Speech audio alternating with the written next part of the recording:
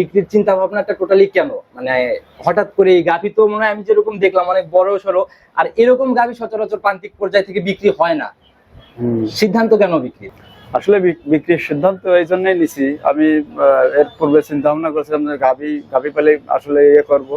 আচ্ছা আচ্ছা। চিন্তা ভাবনা করছি যে বাইরে যাব। বাইরে যাওয়ার জন্য এই হঠাৎ করে এই সিদ্ধান্তটা নিছি যে আমি কোন দেশে যাওয়ার জন্য? এটা কুয়েতে যাওয়ার জন্য। কুয়েত যাওয়ার জন্য? কুয়েতে যাওয়ার। তাতে কি কথাবার্তা ওইদিকে ফাইনালের মতো? হ্যাঁ, ওইদিকে কথাবার্তা ফাইনাল।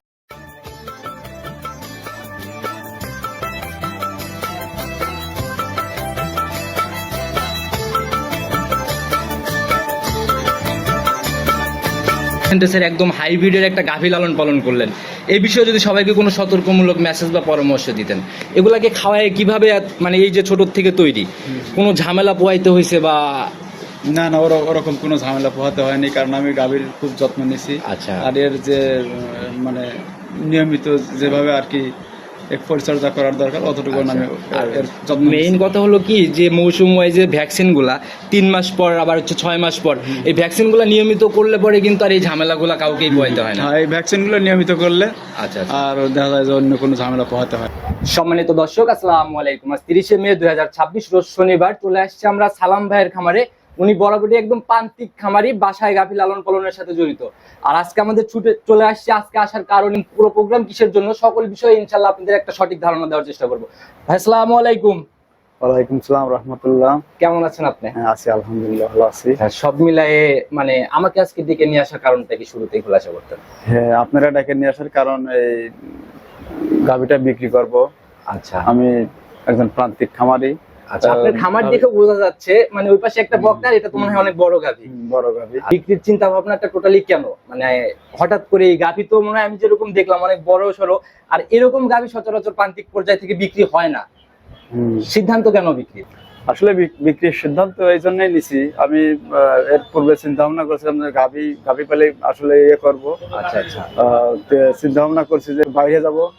বাইরে যাওয়ার জন্য এই হঠাৎ করে এই সিদ্ধান্তটা নিছি যে আমি কোন দেশে যাওয়ার জন্য? এটা কুয়েতে যাওয়ার জন্য। কুয়েত যাওয়ার জন্য? কুয়েতে যাওয়ার। তাতে কি কথাবার্তা ওইদিকে ফাইনালের মতো? হ্যাঁ, ওইদিকে কথাবার্তা ফাইনাল। এই কারণটাই মেইন আর কি। পরিচয়টাকে দিয়ে নেন সবার উদ্দেশ্যে। আমি মোহাম্মদ আব্দুল সালাম। জি। মির্জাপুর, চাটমোহর থানা। আচ্ছা, পাবনা জেলা চাটমোহর থানা, মির্জাপুর গ্রাম। মির্জাপুর। আচ্ছা, আমাদের সচরাচর ইউটিউব চ্যানেল কিন্তু প্রোগ্রামগুলো এই যে ভাঙড়ার সাইড থেকে হারোপাড়ার এই সাইড থেকে প্রোগ্রাম বেশি ঢোকে। তো ভাঙড়া থেকে টোটালি মির্জাপুরের ডিসটেন্স কতটুকু? 5 থেকে 7 কিলো, এরকম 5-7 কিলোর মতো না? আচ্ছা, তো যারা আসলে প্রতিনিয়ত ওইদিকে গাভী কেনার জন্য আসে, তারা কিন্তু আপনার খামারটাও ভিজিট করে যেতে পারে, যেহেতু বড় গাভী। আর যেহেতু গাভী এক পিসি দেখানোর চিন্তা ভাবনা, সুযোগ সুবিধার জায়গাগুলোর থেকে অনলাইনে বিক্রি করতে হলে কিন্তু কিছু সুযোগ সুবিধা দিতে হয়, থাকা খাওয়ার থেকে বা দেখাশোনার জায়গাগুলা, এগুলো হবে তো? হ্যাঁ, ইনশাআল্লাহ হবে। গাভীর বিষয়ে আমরা তথ্য জানতে চাচ্ছিলাম, আসলে এটা আপনার খামারে আছে কতদিন যাবত? এটা 2 বছর যাবত আছে এখানে। 2 বছর? 2 বছর। আচ্ছা, এবার মানে সেকেন্ড না? Second lactation. প্রথম ল্যাকটেশন কি আপনার এখানেই? আমার এখানে। তো আসলে শখের জিনিস, এগুলা দেখলেও বোঝা যায় দীর্ঘদিন একসাথে, যেহেতু 2 বছর, এটা মায়া কিন্তু তৈরি হয়ে গেছে। হ্যাঁ, মা তো অবশ্যই তৈরি হয়েছে। অনেকে কি দেখি আমরা বিদেশ থেকে ঘুরে এসে দেশের বাড়িতে এসে খামার করে, আর আপনি বিক্রি করে যাচ্ছেন বিদেশে, দেশের থেকে মায়ের মহব্বত সব ত্যাগ করে চলে যাচ্ছেন বিদেশে। বিদেশ যাচ্ছি। আচ্ছা, তো অবশ্যই ভালো কিছুর জন্যই হয়তো যাচ্ছেন। অবশ্যই। আচ্ছা, তো শুভকামনা রইল আপনার জন্য। ইনশাআল্লাহ আমরা গাভীটা দেখাইতে আসছি, যেহেতু বিক্রি করবেন, চলেন গাভীটাকে দেখাই। হ্যাঁ, চলেন যাই। সর্বপ্রথমে যে গাভীটাকে দেখানোর সিদ্ধান্ত নিলেন, অনেক বড় সড়ো বডির গাভী, আর পুরাই দেখি সাদা কালোর ছাপ একদম। আচ্ছা, জাতের দিক থেকে এটা কি? জাতের দিক থেকে এটা হলিস্টিয়ান ফ্রিজিয়ান। হলিস্টিয়ান ফ্রিজিয়ান না? তবে কোনো ক্রসের ব্যাপার আছে কি? না না, ক্রসের কোনো ব্যাপার না। আচ্ছা, একদম জাত গাভী না? একদম জাত গাভী। আচ্ছা, এখন দাঁত বয়স কেমন চলে এটার? দাঁত 6টা দাঁত হবে। আচ্ছা, 6টা না? 6টা দাঁত হবে। এবার কয় নাম্বার ল্যাকটেশন? এবার 2 নাম্বার ল্যাকটেশন। সেকেন্ড ল্যাকটেশনের গাভী না? ল্যাকটেশন। আচ্ছা, তো কি অবস্থা? প্রথম বিয়ান তো আপনি শুরুতেই বললেন 2 বছরের মতো আপনার এইখানেই। প্রথম বিয়ানে ছিল? প্রথম বিয়ানে? হ্যাঁ, প্রথম বিয়ানে 25 লিটার এরকম দুধ পাইছি আমি। মানে হাইস্টের দিকে কাঁচা বাচ্চায় না? হ্যাঁ, কাঁচা বাচ্চা। আচ্ছা, 25 লিটারের মতো ছিল। 25 লিটার। আচ্ছা, তাতে এই বিয়ানে তো কি মনে হয় গাভী দেখে? বিয়ানে তো আরো বেশি হবে, কারণ গাভীর বডি অনেক বাড়ি গেছে। আমিও শুরুতেই বললাম যে অনেক বড় বডির গাভী, যে ক্যামেরার ভিডিও বা মোবাইলে দেখে কেউ আইডিয়া করতে পারবে না। একটু বাইরে কি বের করার পরিবেশ তৈরি করা যাবে? যদি বাইরে বের করা যায়, হয়তো একটু আইডিয়া তো সবাই করতে পারবে যে আসলে গাভীটা কত বড়। আসলে বড় গাভী আসলে বাড়ি করাও খুব মুশকিলই। আচ্ছা, তারপর তারপরেও বাইরে মানে রসটা শাসা শুরু হয়ে গেছে তো একটু রিস্ক মনে হচ্ছে না? রসটা শাসা শুরু হয়েছে একটু রিস্কি। তারপরে একটু দেখেন না যদি বাইরে বের করা যায়, আমরা এক নজর দেখাই ইনশাল্লাহ বাইরের থেকে। হ্যাঁ আচ্ছা, চেষ্টা করি আর কি। একটু শরীরের আইডিয়া দেন না, তাও কেমন হইতে পারে শরীরে? তাও 15 মনের ঊর্ধ্বে হবে ওর শরীরে যে মাংসটা আছে আচ্ছা। আর কি, সবাই আর কি ধারণা করছে আর কি। আচ্ছা, যারা আর কি বাসার আশেপাশে না, বাসার আশেপাশে 15 মনের মতো মাংস হবে। হ্যাঁ, তাহলে তো লাইভ ওয়েটের কথা চিন্তা করলে আরো 40% অ্যাড করতে হবে। হ্যাঁ, অ্যাড করা লাগলে তো করতে হবে। আচ্ছা, সলিড মাংসের চিন্তা যদি 15 মন হয় আর লাইভ ওয়েট সবাই 40% অ্যাড করেই ধরে আর কি। আচ্ছা, সেই হিসাবে আইডিয়া করলে তো আর এগুলা গাভী তো আর ওই মানে ওজনের হিসাবে চলে না, এগুলো হচ্ছে জাত মানের উপরে চলে। জাতের দিক দিয়ে ইনশাল্লাহ আচ্ছা 100 আছে। আচ্ছা, তাতে আপনার কি মনে হয় এখনো কতদিন সময় আছে? এখন মোটামুটি 15-20 দিন এরকম টাইম আছে। এখনো 15-20 দিন সময় নেবে না? আরো পালানের আরো ভালো আচ্ছা, আছে। কেবল মানে আশাটা শুরু হয়েছে কেবল আর কি। আচ্ছা, এই যে পানির চাপ আসা শুরু হচ্ছে আর কি না? আচ্ছা, গাভী এমনি ঠান্ডা হবে, মা বোনরা দহন করতে পারবে? হ্যাঁ ইনশাল্লাহ, কোনো সমস্যা নেই। আচ্ছা, আপনি একটু দেখাই দেন না, যেহেতু আপনার পালের গাভী, নিজের মতো করে একটু দেখাই দেন। আরো পালানের আরো ভালো আচ্ছা, আছে। কেবল মানে আশাটা শুরু হয়েছে। কেবল। এই যে আপনি একদম নেড়ে চেড়ে হাত বুলাই দিচ্ছেন, কোনো নড়াচড়া নাই না? হ্যাঁ, নড়াচড়া নাই। আর যে কোনো কেউ দহন করতে পারবে, কোনো সমস্যা নেই। আচ্ছা, নিচে বসে নড়াচড়া? ছাদ ছাড়া নিচে বসে লড়াচড়া করে দিলাম। আচ্ছা, জাত গরুর ছাদ লাগেও না? প্রথম দিয়ে নাকি ছাদ রসি কোনো কিছু লাগছে?